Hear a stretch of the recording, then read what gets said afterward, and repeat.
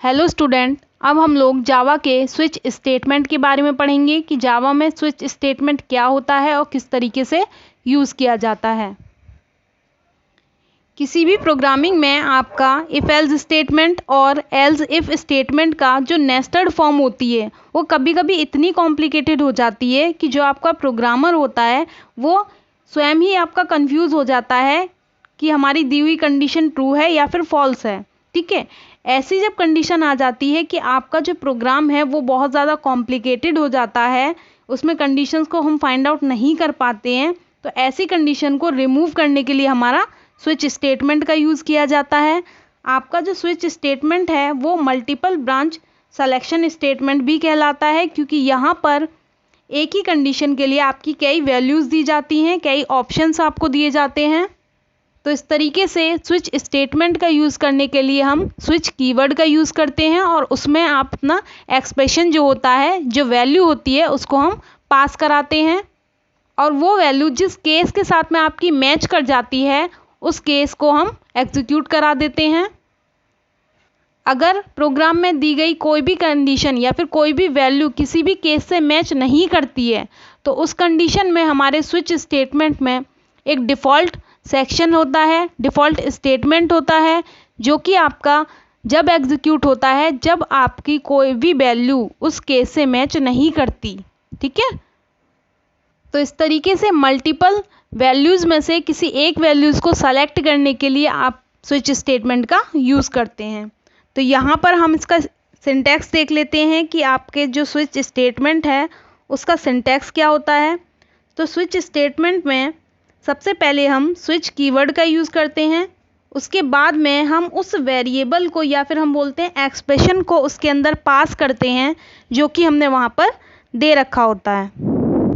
और उस switch statement के अंदर हम कई सारे केसेस रख सकते हैं जिनसे हमारी जो एक्सप्रेशंस होता है या फिर जो वेरिएबल होता है जो कि आपने स्विच स्टेटमेंट के अंदर एज अ आर्ग्यूमेंट पास किया है,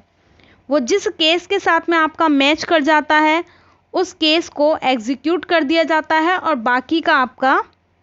जो स्टेटमेंट होता है वो अगले स्टेटमेंट पे आपका कंपाइलर आ जाता है, सारे केसेस को वो छोड़ देता है, जिससे मैच कर जाता है उसे एग्जीक्यूट करता है।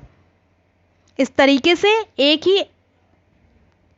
कंडीशन के लिए यहाँ पर कई वैल्यूज़ दी जाती हैं स्विच में, और इस तरीके से हम कई केसेस यहाँ पर रख सकते हैं। बाद में आपने नीचे देखा है कि डिफ़ॉल्ट नाम का कुछ एक स्टेटमेंट लिखा हुआ है। तो डिफ़ॉल्ट जो है आपका वो ऐसा स्टेटमेंट है जब आपकी कोई भी जो वैल्यू है, आपकी जो एक्सप्रेशन है वो किसी भी केस के साथ में अगर मैच नहीं करता है तो आपका डिफ़ॉल्ट वाला जो स्टेटमेंट होता है वो एग्जीक्यूट हो जाता है स्विच के अंदर। ठीक है, अब इसके फ्लो डायग्राम को हम लोग देख लेते हैं। तो यहाँ पर सबसे पहले स्विच स्टेटमेंट में जो आपका एक्सप्रेशन होता है उस कंडीशन को चेक किया जाता है और वो कंडीशन जिस केस के साथ में आपकी मैच कर जाती है उसके ब्लॉक को एग्जीक्यूट कर दिया जाता है। अगर कंडीशन पहले वाले केस के साथ मैच नहीं होती है तो यहाँ पर दूसरे वाले केस को चेक किया जाता है। ठीक है, अगर दूसरे वाले केस के साथ भी मैच नहीं हो रही है तो नेक्स्ट वाले केस को आपका चेक करते हैं कि क्या उसके साथ में हमारा आर्ग्यूमेंट मैच कर रहा है, एक्सप्रेशन मैच कर रहा है या नहीं। अगर एक्सप्रेशन किसी के भी साथ मैच नहीं करता है तो आपका जो डिफ़ॉल्ट वाला ब्लॉक होता है वो स्विच का एग्जीक्यूट कर दिया जाता है और अगले स्टेटमेंट पे आ जाते हैं। इस तरीके से ये आपका फ्लो डायग्राम है स्विच का। तो यहाँ पर हम लोग एक एग्जाम्पल प्रोग्राम को समझ लेते हैं किस तरीके से स्विच को इम्प्लीमेंट किया जाता है प्रोग्रामिंग में। तो यहाँ मैंने एक क्लास बनाई है मेन नाम की, जिसके अंदर मेन मेथड को डिफ़ाइन किया है और मेन मेथड के अंदर इंटीजर टाइप का एक वेरिएबल लिया है एक्सप्रेशन, जिसको मैंने वैल्यू इनिशियलाइज़ की है 2। ठीक है, उसके बाद में हमने एक कमेंट लिखा है कि हम स्विच स्टेटमेंट में अपने साइज़ को चेक कर रहे हैं कि हमारा जो एक्सप्रेशन है वो 1 से मैच करेगा, 2 से मैच करेगा या फिर 3 से मैच करेगा। ठीक है, तो कंपाइलर आपको पता है कि कमेंट को रीड नहीं करता है तो वो अगले स्टेटमेंट पे आ जाएगा स्विच पे। तो स्विच में आप देखिए वो वेरिएबल हमने पास किया है जो हमने ऊपर डिफ़ाइन किया था। ठीक, तो यहाँ पर आपको पता है एक्सप्रेशन को मैंने वैल्यू क्या दी है 2। तो 2 जैसे ही वैल्यू उसमें पास की जाएगी स्विच में, तो स्विच क्या करेगा, अपने अंदर जितने भी केसेस उसने डिफाइन किए हैं उनके साथ में इस वैल्यू को मैच करेगा। पहला वाला केस देखिए, इसको वैल्यू दे रखी है हमने 1, इट मीन्स इससे ये मैच नहीं करेगा, तो इसे ये छोड़ देगा, इसकी स्टेटमेंट को रन नहीं करेगा। अगले वाले पे आ जाएगा, अगले केस पे, तो यहाँ पर जो हमारी वैल्यू है वो 2 से मैच कर जाएगी और इसके जो स्टेटमेंट है केस 2 वाले का, इसको कंपाइलर एग्जीक्यूट कर देगा, बाकी के स्टेटमेंट को छोड़कर वो नेक्स्ट स्टेटमेंट पे सबसे नीचे आ जाता है। तो यहाँ पे हमारी, आपको पता है,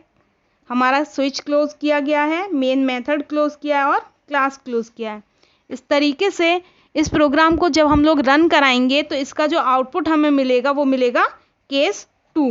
क्योंकि स्विच में जो एक्सप्रेशन आपने पास किया है उसकी वैल्यू 2 थी, तो वो 2 वाले केस के साथ में ही मैच करेगी। तो यहाँ पे आपका जो आउटपुट है वो आपको मिलेगा केस 2। इस तरीके से स्विच को मल्टीपल वैल्यूज़ के लिए हम लोग यूज़ करते हैं, जब हमें मल्टीपल कंडीशंस यूज़ करनी होती हैं